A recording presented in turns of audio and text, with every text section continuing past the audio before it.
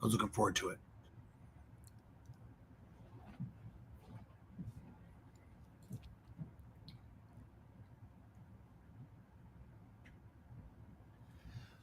Best advice you've received in real estate? Show up, do the work, be straight with your clients, and success will be inevitable. I like that. Show up and do the work.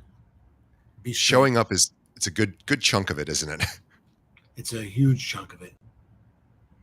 And then I always say Worst after advice. that's inevitable. Worst advice? Worst advice.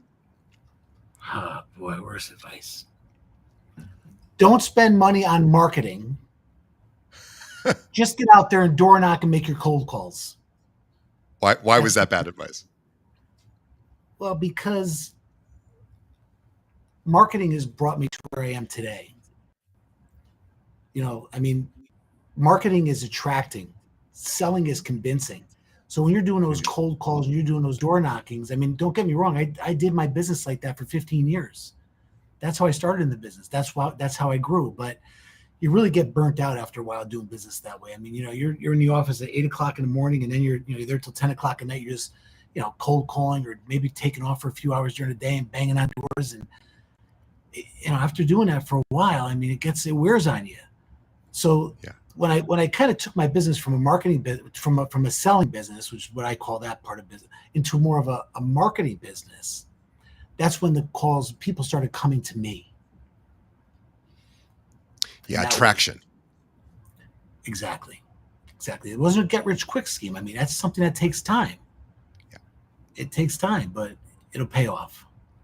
Jay Cannone is my guest today. He is with William Raveys in Fairfield County, Connecticut. They are a luxury broker in a very wonderful, beautiful part of our country. I'm going to tell you more about Jay. He has been in real estate. He is really a legend in real estate, 40 years.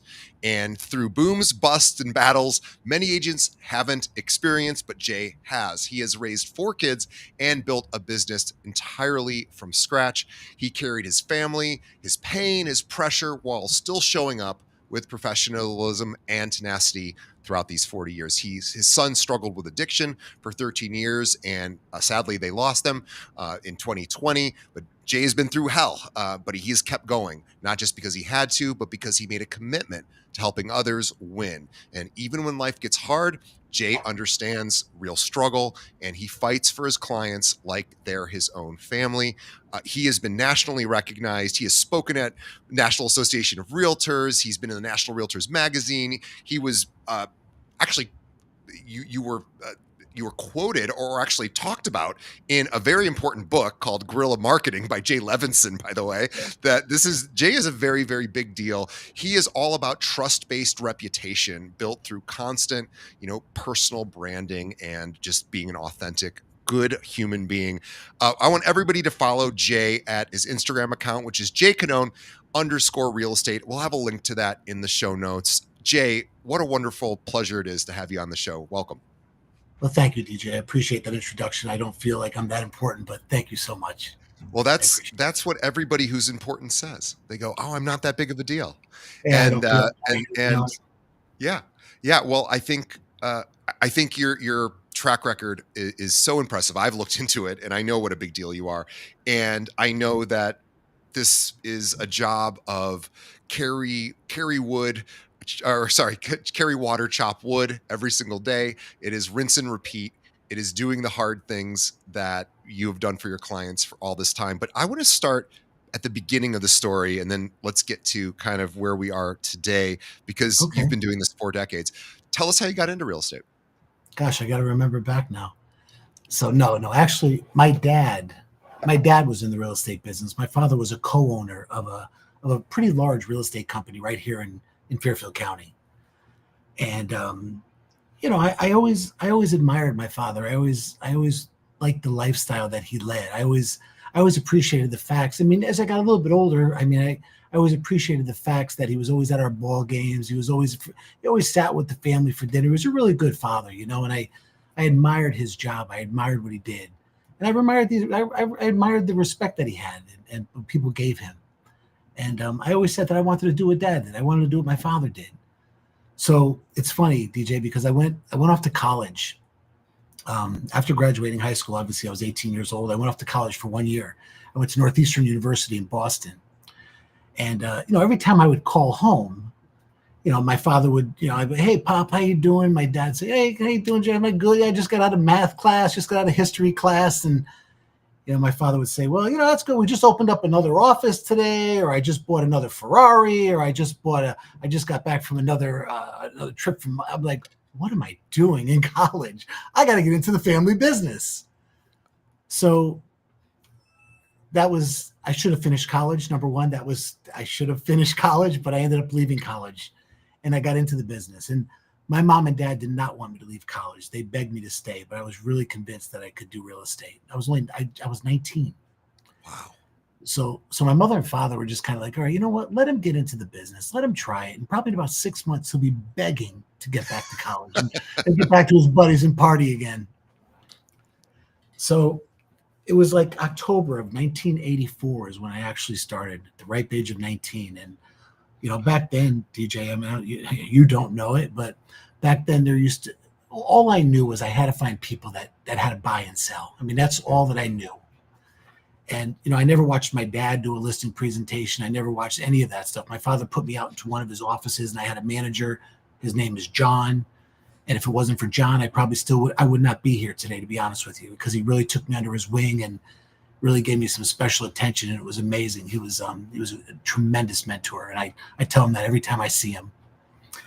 And, that year I sold 49 houses when I was at 19. 19. It was, my mom and dad said, well, I guess he's not going back to school. I mean, who gives a 19-year-old a home to sell? That's amazing. But I used that to my advantage. I always used my age to my advantage, saying that I wanted to make this my career and I was going to work 15 times harder. Yeah. To make it my career. And people they bought into it, and the rest was history. It was an amazing. Back then, DJ too. Don't forget. I'd get into the office at say 7:00 in the morning. I was always the first one in the office, and back then we had newspapers. And, inside the newspaper, it would say, all the for sale by owners would be in the newspaper. And, people that got job promotions were in the newspaper. Birth announcements were in the newspaper. Everything you want to know. People that are renting apartments, everything was in the newspaper. So I would literally go through the newspaper and call every single person in there. Sure. Congratulating them on their new job promotion. Now you're making more money. You want a bigger house, or congratulations on your new baby. Maybe you need an extra bedroom. So it was a lot of fun, and like I said, I'd get up and, right in the middle of the day and just go out and put a backpack with some brochures on my back or some business card, just go knocking on doors all day. And what a great way to start the day. You're basically just spreading joy and congratulating people on these accomplishments, life achievements.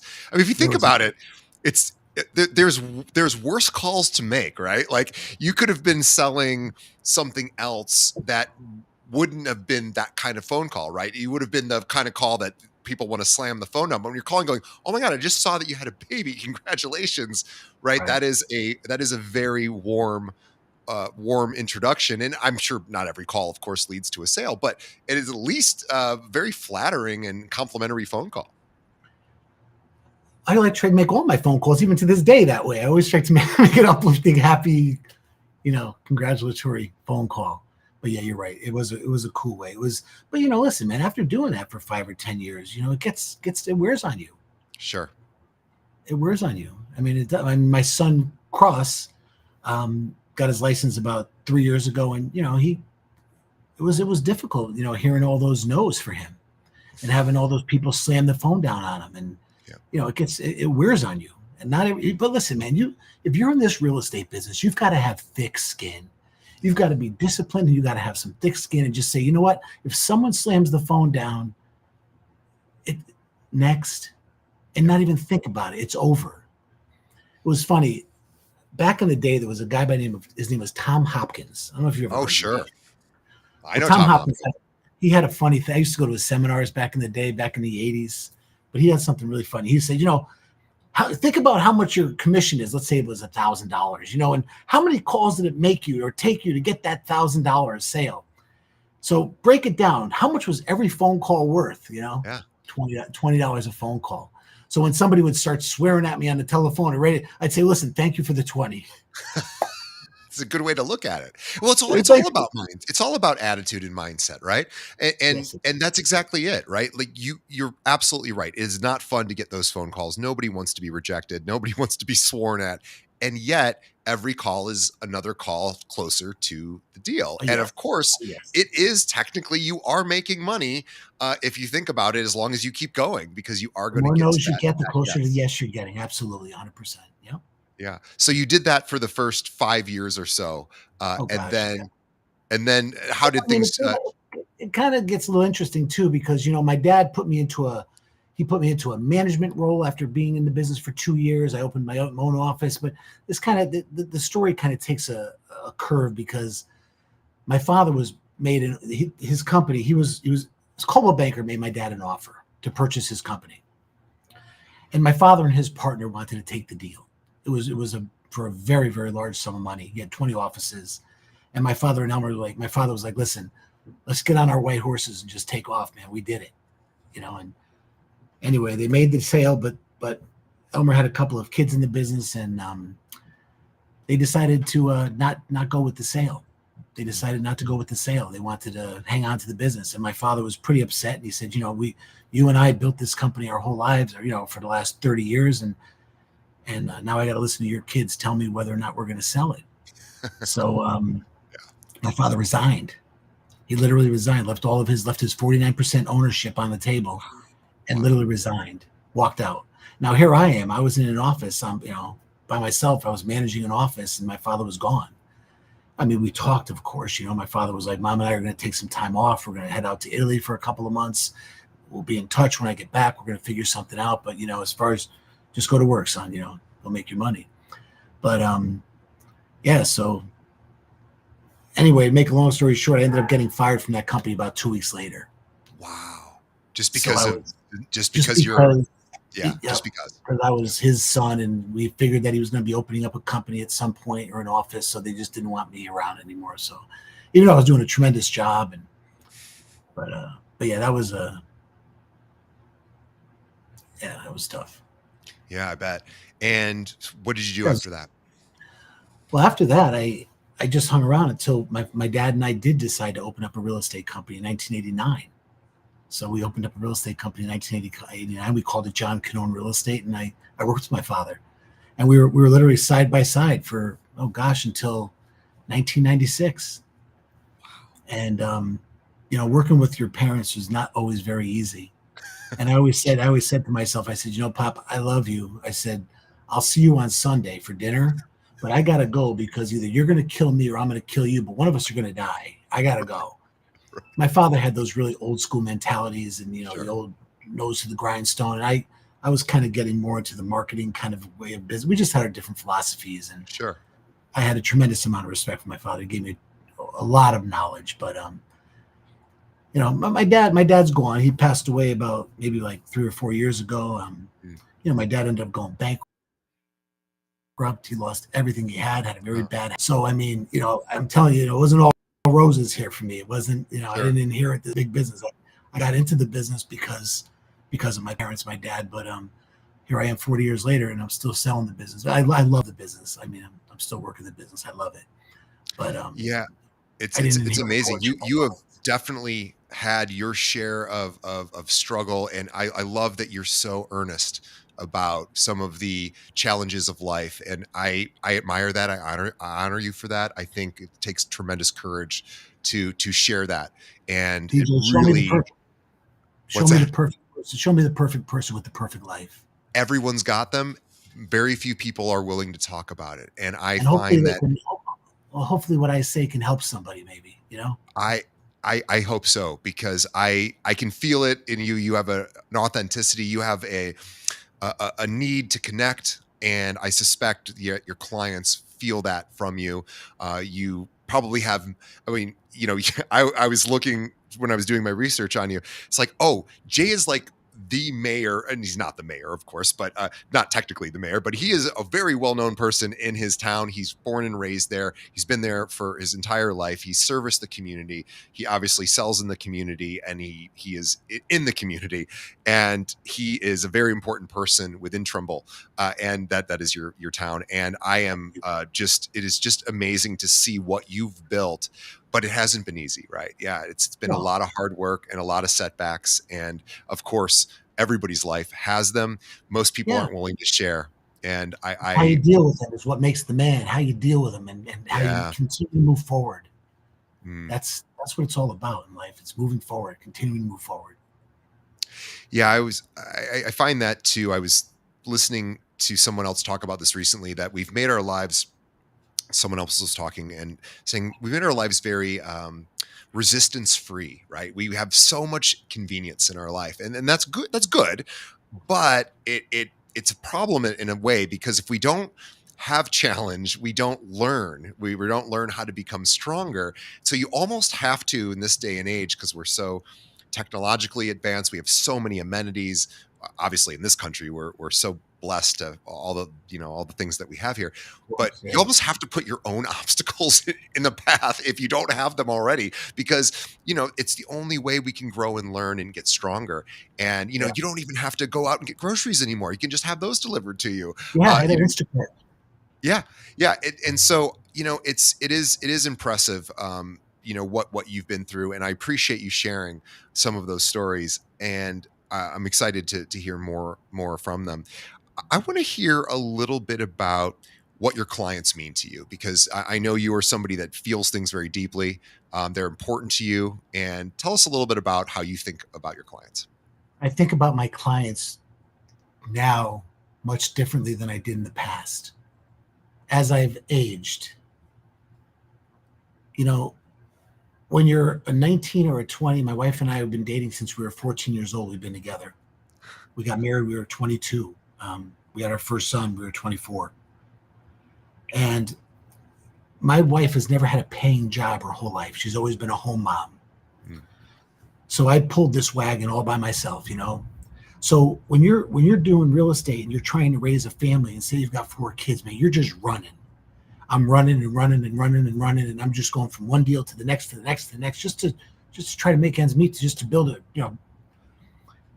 And but this is an important thing I'm going to say right now, because this is probably the one thing in my life that I probably regret the most. I wish I've met some amazing, amazing people along the way that were just amazing people. I mean, just people that I really connected with. Because when you're selling their house or you're working with them as a buyer or what, you develop that really close relationship. And I wish I had stopped and smelt the roses, man. I wish I had talked to these people a little more and got to know them. Because all of a sudden, before you know it, I'm just running to the next deal, and I haven't spoken to these people anymore. And all of a sudden, 2, 3, 4 years goes by. So, one of the biggest advice that I give to my son, and I can give to whoever's watching this podcast right now, is develop that relationship, because you meet some wonderful and amazing people and really get to know them, and hang on to those relationships. I mean, it's very gratifying to you as a person, but besides that, it'll obviously help you in business as well, because now those will lead to your referrals in the future. And now that we have, we have all this social media and all these kinds of reviews and testimonials that can be seen all over the world. It's amazing, but that's something that I regret, and that I've actually changed quite a bit, getting to So know my clients. becoming more intimate with your clients, checking in on them, letting them know that you're still invested in them after the Always. transaction. My wife and I just went out to dinner on Friday with clients of mine. We had never done that before. I mean, we've been doing it the last 5 years or so, but we went to dinner. We're friends now with these people. We become friends. Yeah. And I really look back, and some might just pick up the phone and call, and I'm just like, hey, what's going on? I miss you. I haven't seen it. Yeah. Yeah. That changed a lot. It's I important. want to let's talk about branding, because I know you have a Yeah. brand, and when I was researching you, boy, you have a brand, and I would say your brand is professional, luxury, kind. I think there's an empathy to you that is resonates in your material. Uh, Very determined and relentless, but just overall like good guy. I feel like good guy is your brand. Thanks. Tell me about your brand. Thank you, man. I appreciate that. So again, I can't really take credit for a lot of this because it was back in 1997. I was with William Ravis. I had left my dad. I was with William Ravis, and there was a guy in my office, and he had this business card with a logo on it. It was like a beautiful, like little beach scene, with the grasses and the sunset in the background. And I kind of looked at him. I was like, "Wow, that's a beautiful business card you have there. Where'd you get that?" And he wouldn't tell me. He was like, I'm not telling you. I give away his secrets. So I eventually found out from my office manager that he had worked with a company called Hobbs Herder, Mm. which at the time it ended up becoming the largest real estate advertising marketing company in the United States. Yeah. And I called up Hobbs Herder and they said, "Oh, we're going to be doing a seminar in New York City in 2 weeks from now. Why don't you show up?" And so my wife and I, we went, and again, we were struggling. I was just paying the bills and so on and so forth. And we went to the seminar, and it wasn't Don Hobbs or Greg Herder that was running the seminar. It was just one of his salespeople, and it was all about branding. It was about being the brand. Don't blend in. You know, um, and it was all about creating the brochure. It was about creating the story, about finding out what your niche is, who's your audience going to be. So I filled out this. I ended up buying into the system. They had like systems that went from like $5,000 to $25,000. If you want a postcard, do you want a house flyer, do you want a website, do you want business cards? So I picked the basic smallest package that they had, and I had my personal brochure, my business cards, and my house flyer, and my postcards. And I I was really taken back by what they did for me. I mean, they really taught me that the brand is really is everything to you. The brand is very, very important, DJ. And it was funny because I mean, when I switched, let's remember I told you about the old way of doing business, the door knocking, and then the new way is the marketing. But I always said that when I first started with this business, with this marketing type of business, I I was like trying to do mail outs. I was trying to do small little advertisements in the newspaper, little black and white, 2x2 ads in the newspaper and things. And I was sending out these postcards for about 10 months. And I mean, I was literally getting nothing at all. I mean, and Hobbs Heard, the company was telling me what to put on the postcards, who to mail the postcards to. I mean, it was a complete system they had. And I was getting no results whatsoever. And I was also stopping. I was kind of getting away from my business of cold calling and door knocking, and I was putting everything into the marketing aspect of the business. And I was on the verge of bankruptcy. I'm not kidding. I mean, I was on a phone call with Hobbs Herder and a bunch of agents from around the country one day, and everyone's like, "Oh man, I'm doing it now, and it's unbelievable, and I'm getting so much business, and it's unbelievable." And I'm just sitting there. I go, "I got another story to tell you." I said, I've been doing this for about 10 months, and I'm on the verge of bankruptcy. I've got no phone, no calls, nothing, and Don Hobbs was the guy who was hosting, he was doing the call. And he goes, Jay, it sounds like you're doing everything right. He said, just hang in there for a couple more months, man. Hang in there. It's gonna click. I'm telling you, it's gonna click. And I said, well, I'll try. I'll give it a whirl, Those were the days when I was in the grocery store and I'm pushing the grocery cart and I'm writing a check at the checkout. And as I'm pushing the grocery, I'm like, I hope to God that check clears. I mean, Right. Sure. those were some fun times. But I'll never forget the day I got a phone call just shortly after that. The guy was like, Jay, can you come up and list my house? Guy gave me his name, and I went up to his house, and he was standing at the door with my postcard in his hand. He goes, come on, let's figure out the price and let's sign this up. And I'm like, what? He's like, listen, anybody who sends me these postcards as consistently as you've done for the past 10 months, that's who I want to work with. Yeah. And then it was almost like the faucets were turned on at that point. I just started getting calls. And don't forget, DJ, at that time too, I was kind of like the pioneer in personal marketing. So they weren't getting these nobody was really getting these marketing materials in the mail back then. But yeah, so my business went from, let's say $3 million to almost $17 million in 1 year. Wow. Yeah, it was an amazing transformation. And it was all because of the marketing. So all of a sudden my little 2x2 black and white ads maybe got to be 3x3, and then all of a sudden they got to be 4x4. Then all of a sudden they turned into color ads, and my 500 direct mail was turned into 1,000 people, to 1,500 to 5,000 people. So as my business grew, I grew with it. Yeah. But marketing was really the key. I remember I'm talking, so cut me off whenever you want. But no, I love it. I was at a convention, a Hobbs Herders convention, and I was in a buffet line, and right in front of me was Greg Herder from Hobbs Herder.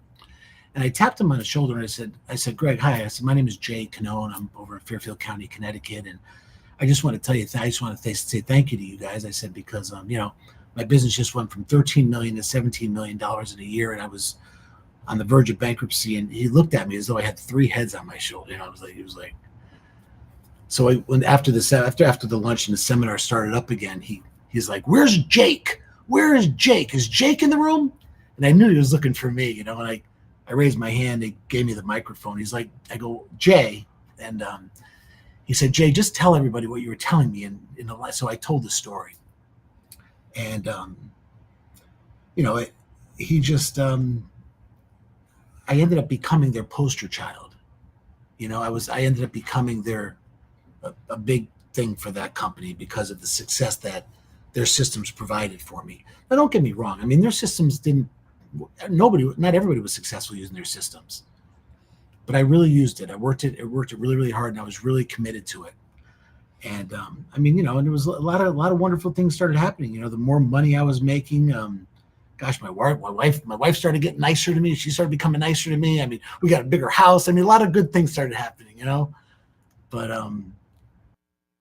those were some amazing times, those were some amazing times. But it was all about the marketing and the branding. Yeah, It was. Yeah.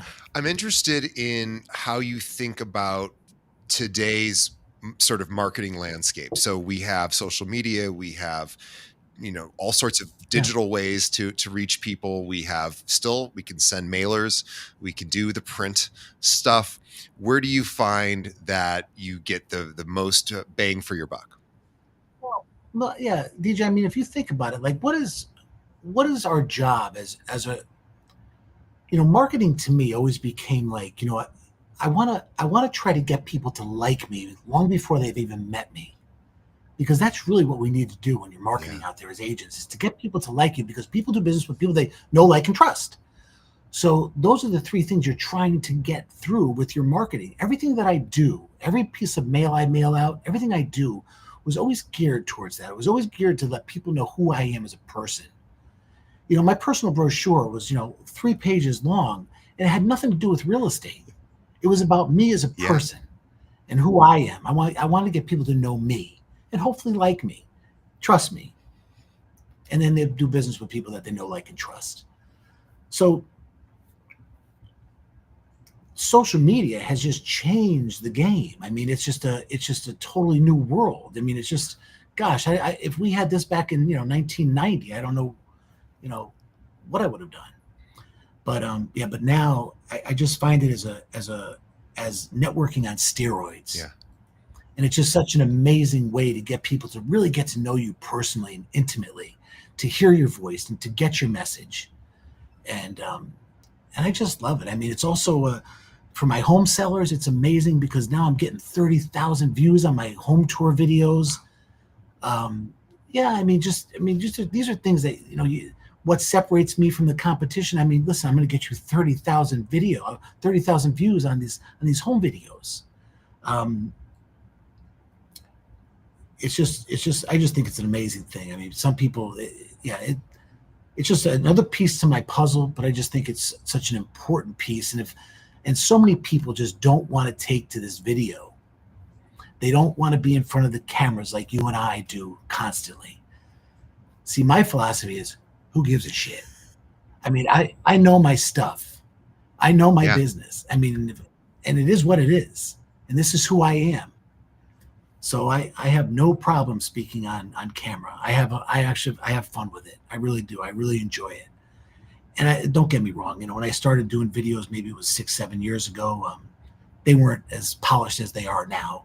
It was a little iPhone. And it was but now I have a videographer and I do some pretty cool stuff. But listen, man, I don't need a videographer. I can still use the iPhone and and have it come out just as good. I was watching one of your client testimonials earlier today, and I was impressed by just the question that was asked to the client, which is such a great question, and it was a little bit nuanced. And for those of us who, watch these kind of things, we might just blow past it without realizing the power of it. But they were asked, "Why did you choose Jay?" Which I thought was interesting because it didn't seem like they knew you prior. And they said, "Why did you Right. choose Jay?" And they said, "Well," and they started to answer that question about what you had done to impress them, why they thought you were the most competent person for the job, and they were doing the Mhm. marketing for you. And Right. I'm sure they weren't prompted. It seemed very honest and earnest. And I just thought, what a great question is, why did you choose Jay? And I love that. So for all of us that haven't created videos like that, I encourage you to check those out. Jay does powerful testimonials and he films them very professionally. They look amazing. You don't, of course, as Jay said, you don't have to have a videographer always with you, but boy, you've captured some amazing moments with your clients, and it really I has. don't go. I don't go to their house either. When I just send my videographer to the house, Yeah. and I just give him a few questions to ask. He could ask whatever he wants, but that's what comes out. I'm not even there. I Yeah. don't. But I think those video testimonials are very powerful, very very powerful. Boy, they sure And are. I mean, I was impressed. I was watching them, and I've seen a lot of realtor testimonial videos, and usually they're all very similar. Yours are not. Yours are different. And I just thought, boy, that makes a lot of sense. I want to know why people choose you. I don't want to know that I should choose Jay. I want to know why people choose Jay, right? And that's a pretty unique distinction. And it sounds simple and it sounds like obvious, but if we really think about it, we're talking about branding, and your brand is consistency, authenticity, relentless work ethic, treating every client like family, and everything you put out there sort of shines through that lens. And you can hear it in your clients' responses. So if everyone should check out Jay, your YouTube channel, we'll have a link to that in the show notes as well, because you do get a lot of views on your various videos, as well as you just have a lot of people in your corner. I want to talk about contribution because I know that's really significant to you and has made a big impact in your life. You've been part of organizations for years. Talk about sort of the organizations you support and why you support them. DJ, like you had mentioned in my introduction, my son battled opiate addiction, for, oh gosh, he was 16 years old. He passed away when he was 29. So 13 years. And on December 20th, it'll be the 5th year anniversary of his death. But if you take the 5 years since he's been gone and the 13 years while he was with us with the addiction, I was still trying to function with a 75-pound weight on my shoulder 24/7, because addiction is one of the worst things that I could ever wish on. I couldn't wish it on anybody. It'll tear people apart, tear families apart. It's a very very difficult thing. It was like living with a terrorist 24/7. It was very scary. I miss my son terribly, but I don't miss the addiction. And my son Kyle, my son John passed away when Kyle just started his first semester in law school, and He just got sworn into the Oh, bar the other day, congratulations. to the Connecticut bar. Thank you. Yeah, when I heard that he passed the bar, I fell to the floor in my kitchen just crying like a baby. But but what was the question, TJ? Just remind me where I Oh, was going with this. just that, contribution, giving back to the community.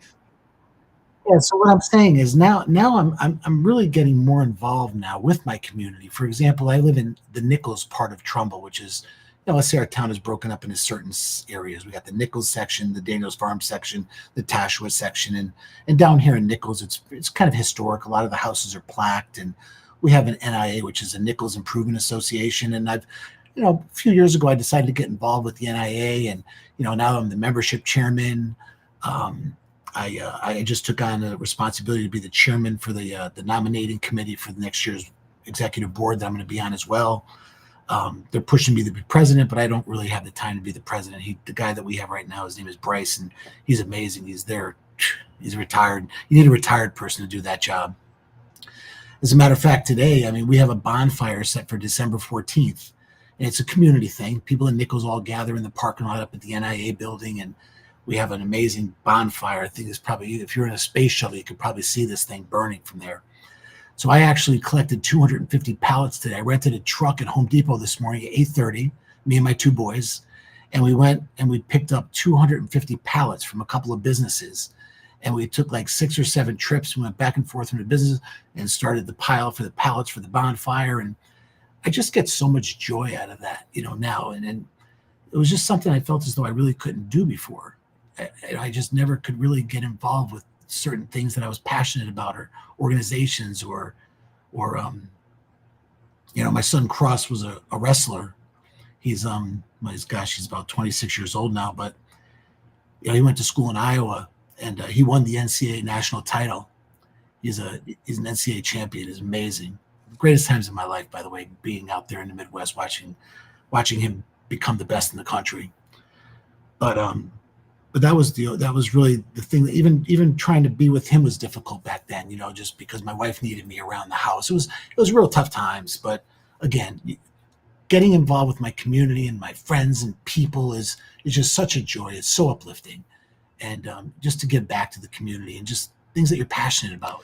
You're a guy who I assume has a lot of structure, and I know, of course, as a realtor, your day probably fluctuates. It looks different from what you've structured previously. But tell us, what does a normal day look like for you? A normal day for me is, I'm getting up. I get up in the morning. I get up very early. I'm up about 5:30 a.m., 6 o'clock. And I usually jump into my sweatpants and I get into my car, and it's dark outside, and I drive to the Fitness Edge. I drive over here to the gym. Actually, it's Planet Fitness. And I work out every morning for about an hour and a half. I do a lot of cardio. As a matter of fact, I lost 50 pounds in the past Congrats. 13 months. Thank you. Actually, about 45 pounds. But yeah, it's amazing. I made a commitment, and I really stuck to it. And there was no drugs involved, just diet and exercise, man. Just really very, very strict. I feel great. So I've been going I go to the gym every day. I have a sauna inside my house. So I come home and I do a sauna.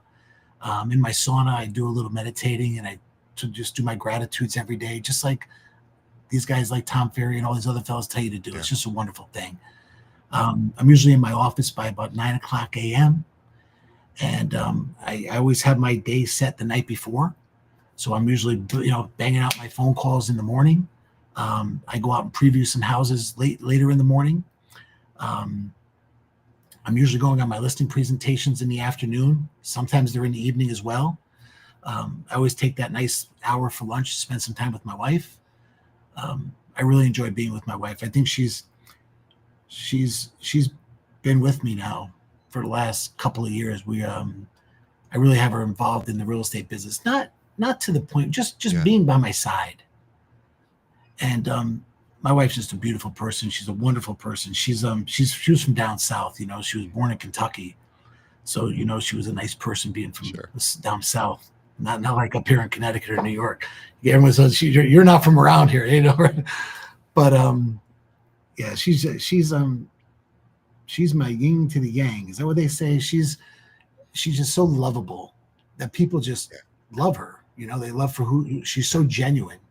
When I go on a listing presentation, she just comes with me to stage. They just, before you know it, I mean, they're just talking about gardening and they're talking about, I mean, they're walking around, looking around. It's just amazing. And then I'm just very focused on the business aspect of the appointment, and we make a good team together. So she's getting a real estate license now because I wanted to get a little bit more involved and maybe host some open houses and things like that. So just maybe I help imagine this she year. would be very pleased to hear how you described her and how much you enjoy her and how much fun you can hear in your voice spending time with your wife. DJ, I tell her all the time.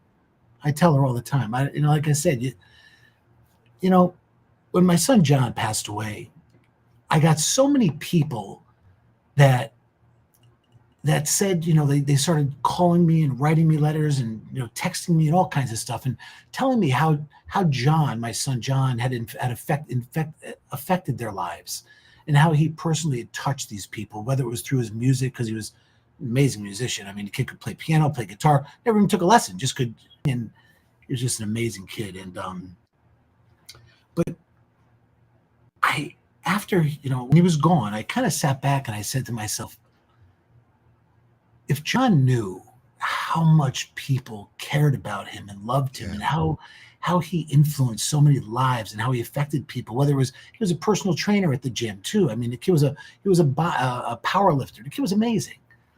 And I said, no, I don't think it would have affected him, because that's how powerful the drug is. Yeah. Because when it gets inside you, it gets into your soul and nothing else matters. And it's a horrible thing. But where was I going with this? You'd ask We me were the saying question. if he were to know how much he touched people and how much they loved him. Right. And I said the answer to that would be no. But the point that I'm making is that I make it an effort right now. I make it an effort to tell anybody in my life who has touched me in a positive way how much they have touched me in a positive way and what they've meant to my life. And I tell my family that I love them every single day. I tell people that I love how much I love them. And I'm not going to wait for them to be gone before I Right. do that. So, Yeah. I mean, whenever I see people that have affected my life in a positive way, whether it's in a restaurant or a Dunkin' Donut, wherever I am, even at Starbucks, I'd be like, hey, man, did I ever tell you what you've done for my life? Always. I have that same philosophy. You sort of, we all have an expiration date. We don't know what it is, and we don't know Ours when actually, other she's pointing at us. yeah, and we don't know when anyone else's last moments are, and we don't know when ours are. And this idea that don't die with your music still in you, right? Like the idea Right, that somebody matters to you, and right now you could pick up the phone and tell them. Right now you could call a client that you haven't called in 10 years and say, I'm right, sorry I haven't called you in 10 years. I care about you, and I'm thinking about you, and I just wanted you to know that. And family, friends, it is such an easy thing to do now. We are so easily connected, yeah, and yet I find that we often don't. And I would encourage everyone listening to think about the people that matter to them, and remember that they won't be here forever, and they might not be here tomorrow. Hopefully they will, but maybe they won't. And think about, what would you want them to know before their final moments, and this is the time to share it with them. And what I've found by sharing that, and I'm curious to get your thoughts, is it opens up the opportunity for the other person to also share. It's usually sure. not just a one-way conversation. The other person usually says, well, you mean a lot to me as well. And then you get to have this shared intimate moment and it's appreciation. So I'm curious at how a lot of those conversations end up going for you. Well, it's funny how you just said that, because there was this guy named George who was a very close friend of my dad, and his son was just diagnosed with cancer, and I called up George, and again I thanked him for being such a good friend to my parents when they were around, and how he was so close to my dad, and I just thanked him for just being such a good person and good friend of our family. And he goes, I always told your old man, you're better than he was. You're definitely better than. And I got a kick out of that. But you're right, how you just said, by telling somebody, and he turned it around and said, you're a better realtor than your father was. And I said, well, Yeah. listen, at the end of the day, we all want our children to be better than what we are. That's really Yeah. what we want, and that's our goal in life, is to have our kids do more, be more than we have. But yeah. Well, I want to end with, if you were to talk to the younger you who didn't know everything that you know now, what would you say to the younger you that didn't know that back then, but that you are really clear? What would you tell the younger you? Well, I mean, there's a couple of things, DJ. I mean, number one is, I mean, I want to get back to that because, again, a lot of that is, smelling the roses, like I talked about earlier. That's what I would definitely tell the younger me, is don't just keep running. But one thing that I do now with my clients too, and I think this is a big this really differentiates me from other agents that are out there plugging along as well too. When I approach my home sellers, primarily home sellers, it's a team effort that I bring to the table. It's not just about me; it's about you, DJ. If I'm selling your house, I need you to be a part of this. I want you. It's your house. You live there. You know all about your house.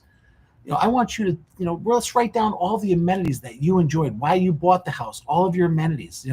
Let's hear everything. I want you to, when I do my write up on your house, I want to email it to you in the morning. I want you to critique it. I want you to proof it. Change it. Do you want things taken out? Do you want things added in? When I do my photography, I want you to look at all the photos, and do you want to take some photos out? There's certain photos that you like, especially. I just want it's a team effort, and that's something that people really appreciate a lot. And they're also like, oh God, I wonder what this realtor is going to do. I'm like, no, it's not. It's about what we're going to do. We're a team. Yeah. We're a team. We're going to get this done together. I mean, this is a very stressful thing that you guys are going to go through right now. Yeah. This is not fun. And I tell them it's not fun, man. I mean, it's a big inconvenience, and there's a lot of stress and pressure, and we're going to have some speed bumps. Yeah. There's always a speed bump. Yeah. Always speed bumps. We're going to get over those, but at the end of the day, it's going to be a great end result. It's going to be a great end result, but we'll just take it in little steps. And we can take it in those little steps. If you look at the whole picture as a big picture, it could be very overwhelming. But just break it down into little steps. That's the first thing we got to do. We got to get your house staged. We got to do this. We got to do that. And then we're going to get there. And then we're going to get it on the market. And then we're going to do this. And then we're going to do that. But I'll take care of all the work. But I just want your help to a certain extent. To a certain extent. But if I'm looking back at the old Jay, I would say to the old guys, I'd say, you know what? Count your blessings, your gratitudes. Take better care of yourself than you do on your job, because you are the motor, you are the engine that runs everything. Stay in shape. I would say, be very disciplined. Always be looking for new and modern technology. Always be a student of the game. Always be learning. Always be going to seminars. Always be learning the latest technology. Just trying to stay up on everything. Keeping current matters and things like that. Just learning about the markets, the real estate markets, the interest rates. Just being a knowledgeable person. I do a lot of seminars too, real estate seminars. I host them in restaurants, and I'm just a knowledge person. I bring a team of experts with me, and I would say that I wish I had done that 30 years ago. Yeah. And again, being a knowledge broker, staying in contact, networking with people, staying in contact with these people that you're dealing with, because God, like I tell you, you're handling one of the biggest things in their life that they'll ever have to go through. And it's stressful as all heck, and you got to put yourself in their shoes too and understand what they're going through.